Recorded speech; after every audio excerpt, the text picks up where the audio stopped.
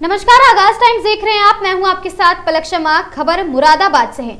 मुरादाबाद कटघर थाना क्षेत्र में हत्याकांड से दहला शहर। दिन दहाड़े शोभित ठाकुर की गोली मारकर हत्या। बजरंग दल कार्यकर्ताओं ने थाने का घेराव किया। पुलिस अधिकारियों से जमकर भिड़ंत इलाके में तनाव। मुरादाबाद में सोमवार दोपहर खौफनाक वारदात ने पूरे शहर को दहला दिया। कटघर थाना क्षेत्र के बलदेवपुरी गांव में अज्ञात हमलावरों ने दिन दहाड़े एक युवक पर ताबड़तोड़ गोलियां बरसा दी। गोलियों की आवाज से गांव दहल उठा और मौके पर भगदड़ मच गई। इस सनसनीखेज वारदात में युवक की मौके पर ही दर्दनाक मौत हो गई। मृतक की पहचान गुलाबबाड़ी फाटक निवासी शोभित ठाकुर पुत्र घनश्याम के रूप में हुई है। घटनास्थल पर मातम मच गया है। गोली लगने से लहूलुहान होकर गिरे शोभित का शव घर पर जब पहुंचा तो मातम की चीखें पूरे मोहल्ले में गूंज उठी। मां और बहन का रो रो कर बुरा हाल हो गया है, जबकि पिता बार बार बदला लेने की बात कह रहे हैं। पूरा परिवार गहरे सदमे में है। मोहल्ले के लोग भी इस खौफनाक वारदात से सन्न रह गए हैं। पिता का बड़ा आरोप, दोस्त ने ही बुलाकर फंसाया। मृतक के पिता घनश्याम ने सनसनीखेज आरोप लगाया है कि इस हत्या के पीछे उनके बेटे का ही दोस्त गौतम शामिल है। उन्होंने बताया कि वह ड्यूटी से घर लौटने के बाद बेटे को घर पर ही रहने की सलाह दे रहे थे, तभी गौतम उनके घर आया और शोभित को किसी बहाने से बाहर बुलाकर ले गया। कुछ ही देर बाद गोलियों की तड़तड़ाहट गूंजी और उनका बेटा हमेशा के लिए उनसे छिन गया। घनश्याम का कहना है कि पूरी वारदात किसी सोची समझी साजिश के तहत की गई है। घटना के बाद गौतम का मोबाइल फोन भी स्विच ऑफ हो गया था। बाद में जब उसका फोन चालू हुआ तो वह घटनास्थल पर जरूर आया, लेकिन तब तक शोभित की मौत हो चुकी थी।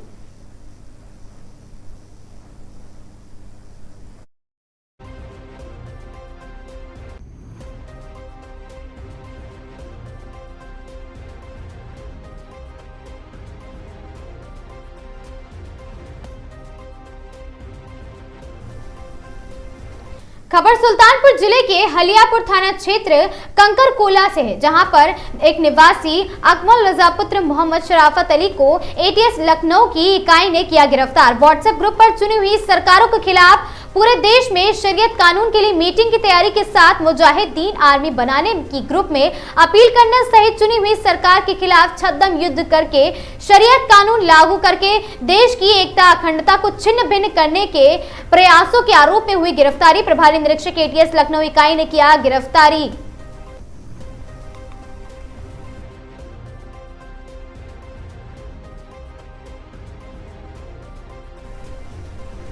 शाहजहांपुर में दो पक्षों में हुआ विवाद। फायरिंग में हुआ एक घायल, तमंचा कारतूस सहित दो हुए गिरफ्तार। शाहजहांपुर में बीती रात थाना सदर बाजार क्षेत्र की अशफाक नगर चौकी से चंद कदमों की दूरी पर रेलवे स्टेशन के पास पुरानी रंजिश को लेकर दो पक्षों में विवाद हो गया और फायरिंग हुई। इसमें मोहल्ला हथीथान के रहने वाले 25 वर्षीय मोहम्मद गाजी खान के हाथ पैर में गोली लगी है। सूचना पर पहुंची पुलिस ने घायल को जिला अस्पताल में भर्ती कराया और तहरीर के आधार पर रिपोर्ट दर्ज कर दो आरोपियों को छोटी लाइन रेलवे स्टेशन पर कब्रिस्तान के पास से गिरफ्तार किया है। पुलिस ने दोनों के कब्जे से दो तमंचे और कुछ कारतूस बरामद किए हैं। पकड़े गए अभियुक्त थाना सदर बाजार क्षेत्र के मोहल्ला मामूड़ी निवासी शानू उर्फ शहनवाज और साहिल है। फिलहाल पुलिस ने विधिक कार्रवाई करते हुए दोनों अभियुक्तों को जेल भेज दिया।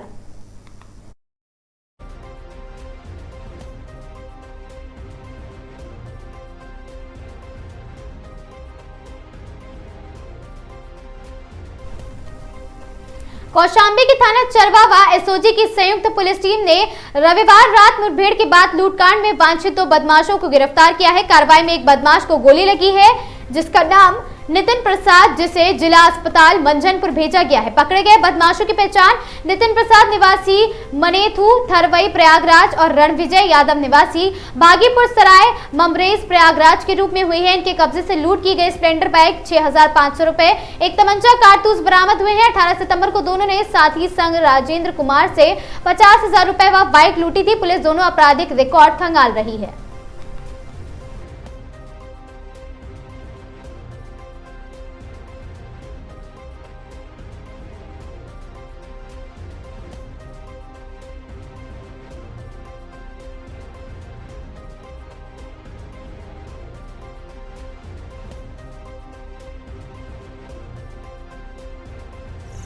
देखिए, दिनांक 19 सितंबर 2025 को थाना चरवा क्षेत्र के रहने वाले एक व्यक्ति के द्वारा सूचना दिया गया था कि 18 सितंबर 2025 को रात को लगभग 9 बजे 3 अज्ञात व्यक्तियों जो एक अपाचे मोटरसाइकिल पे थे उनको सैयद सरावत 13 मील मार्ग पर रोककर उनसे 50,000 रुपए व उनकी मोटरसाइकिल को लूट लिया गया था।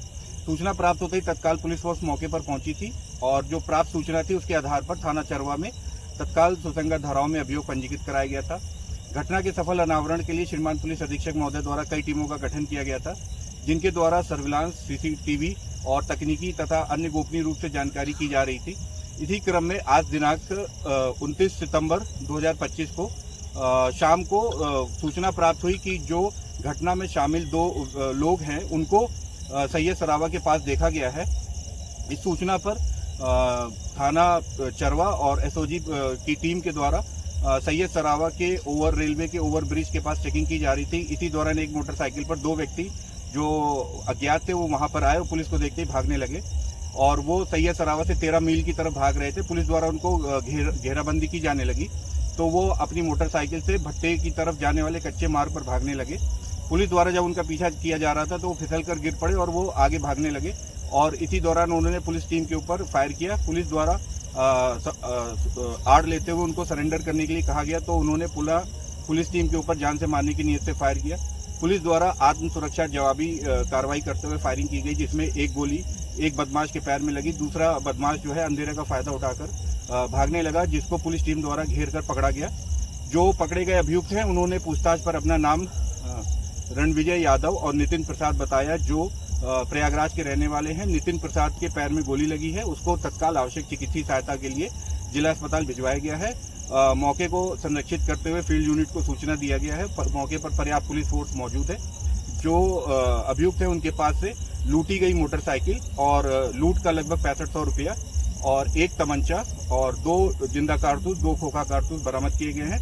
पुलिस द्वारा इसमें अग्रिम विधिक कार्रवाई की जा रही है।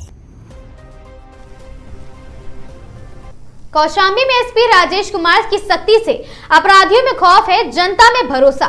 थाना चरवा व एसओजी की संयुक्त कार्रवाई में मुठभेड़ के बाद 2 शातिर बदमाश गिरफ्तार हुए हैं। पुलिस अधीक्षक राजेश कुमार की कड़ी निगरानी और सख्त कार्रवाई का ही असर है कि जनपद में अपराधियों के हौसले पस्त होते जा रहे हैं। हाल ही में हुए मोटरसाइकिल और नकदी लूटकांड का खुलासा करते हुए थाना चरवा पुलिस और एसओजी की संयुक्त टीम ने मुठभेड़ के बाद 2 वांछित अपराधियों को गिरफ्तार किया है।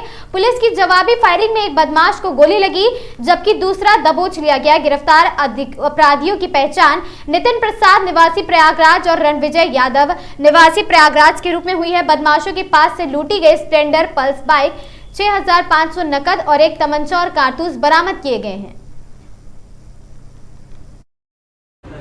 इंदु पांडे हम आई है सिद्धार्थी माता का दर्शन करने। 9 दिन का व्रत है।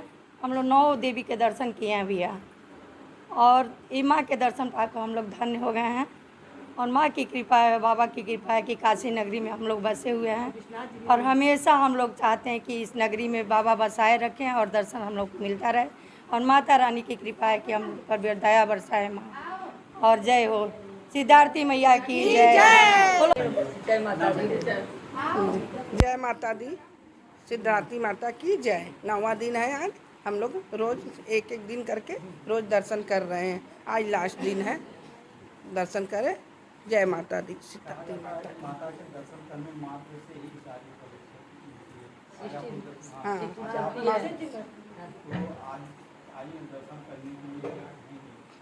आज हम लोग आए हैं दर्शन करने सिद्धार्थी माता के। हम लोग चाहेंगे कि जितनी कष्ट है माँ हम लोग का दूर करे, हम लोग पर कृपा बरसाए रखे। कृष्ण राय।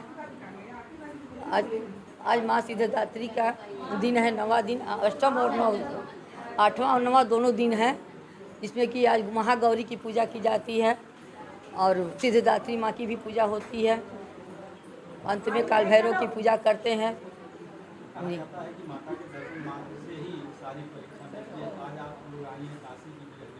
जी जी जी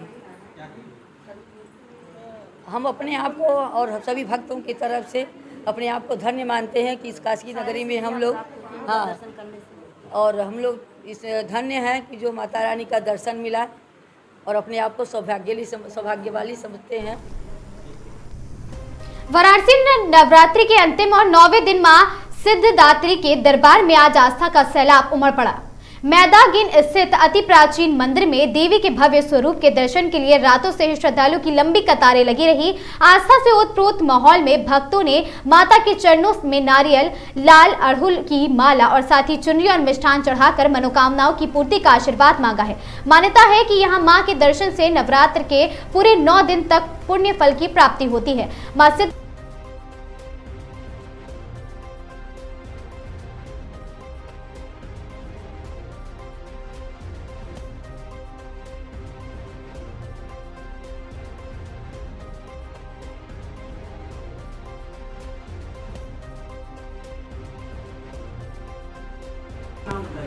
इंदू पांडे।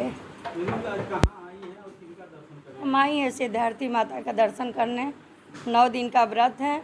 हम लोग 9 देवी के दर्शन किए हैं भैया, और ये माँ के दर्शन पाकर हम लोग धन्य हो गए हैं। और माँ की कृपा है, बाबा की कृपा है कि काशी नगरी में हम लोग बसे हुए हैं, और हमेशा हम लोग चाहते हैं कि इस नगरी में बाबा बसाए रखें और दर्शन हम लोग को मिलता रहे। और माता रानी की कृपा है कि हम लोग पर दया बरसाए माँ। और जय हो सिद्धार्थी मैया की जय। जय माता दी। जय माता दी, सिद्धार्थी माता की जय। 9वां दिन है आज। हम लोग रोज एक दिन करके रोज दर्शन कर रहे हैं। आज लास्ट दिन है, दर्शन करें। जय माता दी, सिद्धार्थी माता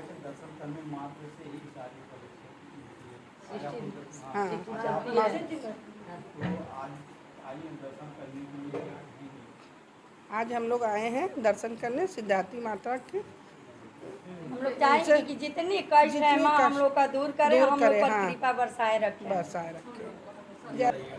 कृष्ण राय। आज माँ सिद्धिदात्री का दिन है, 9वां दिन। अष्टम और 8वां और 9वां दोनों दिन है। इसमें कि आज महागौरी की पूजा की जाती है और सिद्धिदात्री माँ की भी पूजा होती है। अंत में काल भैरव की पूजा करते हैं।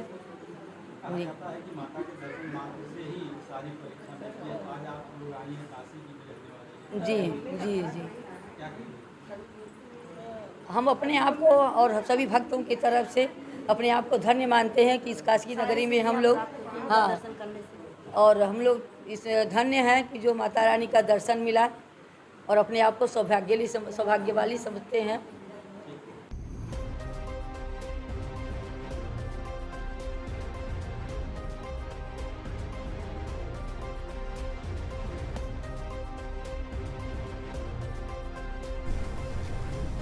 कासगंज में पूर्व जिलाध्यक्ष केपी सिंह सोलंकी ने बाढ़ पीड़ितों के लिए मसीहा बनकर सामने आए। विधानसभा पटियाली के लोगों ने कहा, नेता ऐसा होना गर्व की बात है। और साथ ही जनपद के पूर्व जिलाध्यक्ष केपी सिंह सोलंकी ने पटियाली क्षेत्र में बाढ़ आने पर इस मुश्किल घड़ी में लोगों की मदद के लिए 1-2 नहीं बल्कि ऐसे कई काम किए हैं जो उनकी सोच और संवेदनशीलता के बारे में बताते हैं। उन्हें लोगों का दर्द महसूस होता है।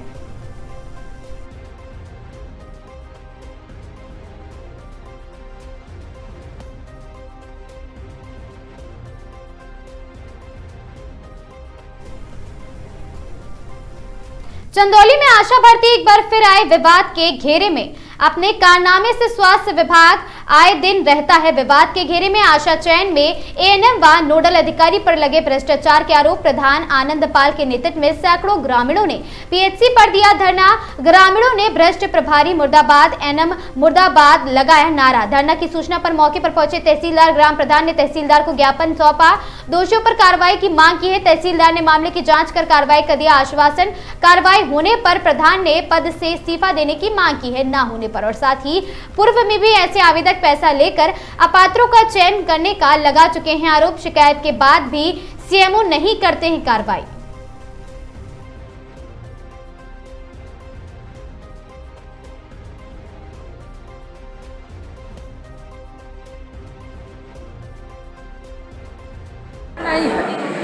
प्रभारी जी 1.5 लाख रुपया उस बार मांग रहे थे, तो हम कहें प्रभारी जी हमारे पास 1.5 लाख रुपया नहीं है, हम नहीं दे पाएंगे। तो ये जो हिंदू देवी के आदमी उसमें काम करते हैं, अब वो 1.5 लाख रुपया ले के प्रभारी जी को दिए। अध्यक्ष जी से भी गए थे, हम फ़ोन कराए थे। अध्यक्ष जी भी कहें जिसका जितना उनका पोशाक है, श्याम जी भैया फ़ोन किए थे कि जितना उनका पोशाक है वो दे रही हैं, भाई ले लीजिए, कर दीजिए उनका।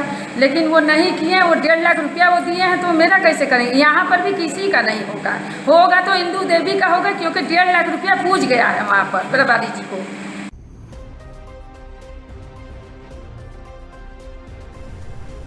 इन खबरों में आज के लिए बस इतना ही। ऐसी खबरों से लगातार जुड़े रहने के लिए बने रहें हमारे साथ और देखते रहें आगाज टाइम्स।